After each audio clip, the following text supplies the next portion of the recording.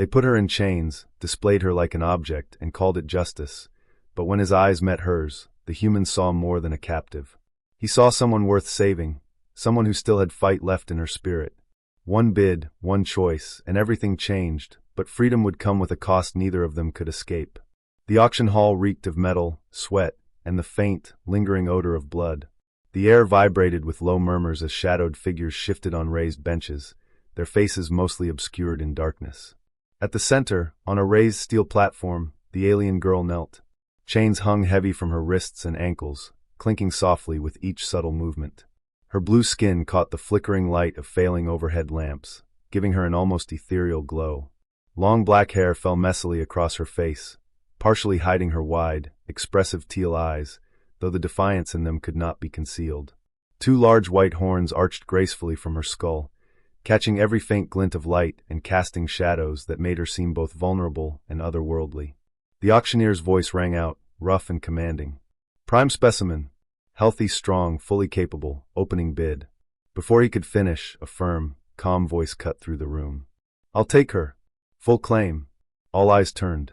The human standing at the edge of the chamber did not glance at her chained form, nor at her physical appearance. His gaze remained fixed on her face, locking onto her eyes as if he could pierce through years of fear and captivity in a single look. The crowd gasped. No one bought a captive outright without schemes or intent to dominate. Yet his tone left no room for negotiation or doubt. The guards released the collar with a mechanical hiss. The alien girl flinched, swaying slightly from the sudden absence of pressure around her neck. She braced herself, expecting the usual rough grip or a push, but instead felt a steady, warm hand on her arm. Human, firm, yet gentle. "You're safe now," he whispered, low enough for only her to hear. "I promise."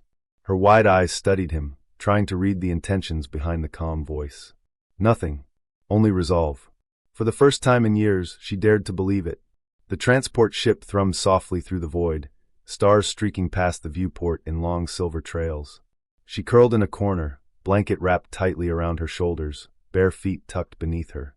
Every muscle was coiled, ready to flee at the first sign of danger, but she slowly realized that nothing in this quiet hum of engines carried threat. Across from her, the human sat forward, forearms resting on his knees, observing quietly, letting her adjust to the stillness. He did not push, did not speak unnecessarily, understanding that patience was a rare gift after years of fear. Finally, she broke the silence. Why did you take me?" Her voice cracked, raw and fragile. "Because I couldn't stand there and do nothing," he replied simply. Her eyes narrowed. "You don't know who I am, what I've done." "I don't need to," he said, steady, unwavering. "I saw enough. You were looking for a way out, not a way to hurt. That tells me all I need to know." She turned her gaze to the stars streaking past the viewport, shoulders sagging with the faintest hint of relief. Perhaps she could allow herself to believe that not all humans were cruel. Perhaps she could allow herself to hope. The safe house was a dilapidated outpost perched on the edge of a dead world. Outside, the wind moaned against metal and stone, but inside, the fire in the hearth cast a gentle, reassuring glow. The alien girl sat near it, wrapped in a fresh blanket. Steam from the bath he had prepared blurred the edges of the room, softening the stark shadows. Her long black hair, damp, fell in gentle waves around her shoulders. The horns on her head caught the warm firelight, adding a touch of majesty to her fragile frame. The human returned with a tray of food. The aroma was rich and unfamiliar, and her stomach betrayed her with a sharp, involuntary growl. He noticed but said nothing, setting the tray within her reach with deliberate care. "You don't have to thank me," he said softly. "Just eat. Rest. Everything else can wait." Her fingers hovered over the food, hesitation trembling in every motion. No sudden commands. No harsh tones. When she finally lifted the first bite, tears threatened, her body reacting to the simple kindness she had long been denied. As night fell, shadows danced across the walls. She edged closer to him, careful not to impose, yet craving the quiet reassurance of his presence. "Will they come for me?" she whispered. "They'll try," he replied without hesitation. "But they won't get past me." His certainty seeped into her bones. Slowly, cautiously, she leaned against him, resting her head on his shoulder. Her horns caught the firelight, a subtle gleam that seemed to mark her survival and resilience. For the first time in years, she closed her eyes. Her breathing slowed. The warmth she felt was more than just from the fire. It was trust, safety, hope. She let herself feel it. The days that followed were quiet but tense. She explored the safe house cautiously, every movement measured, every sound scrutinized. Outside, the world remained harsh, and danger was never far. Yet within these walls, she found fragments of freedom she had never known. The ability to move without chains, to speak without fear, to choose her own small actions. The human continued his careful watch, offering food, warmth, and silence when needed. Each day, the alien girl began to understand the weight of this simple choice. To trust someone not by necessity but by choice.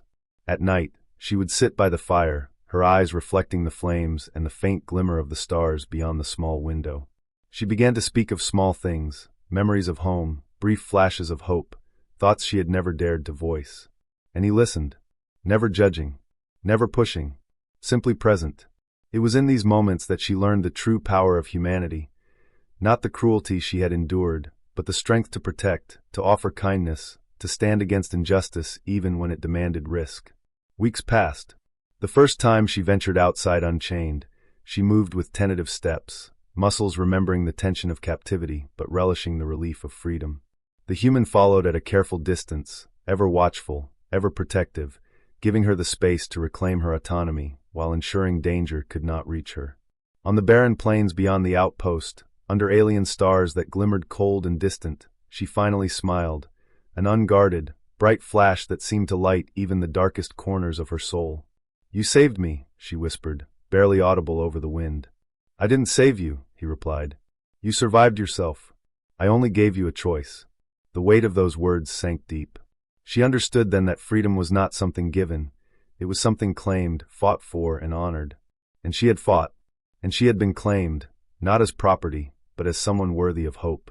Together, they stood in the cold wind, the alien girl unchained, her horns gleaming faintly in the starlight, her hair flowing freely, a figure of resilience and rebirth.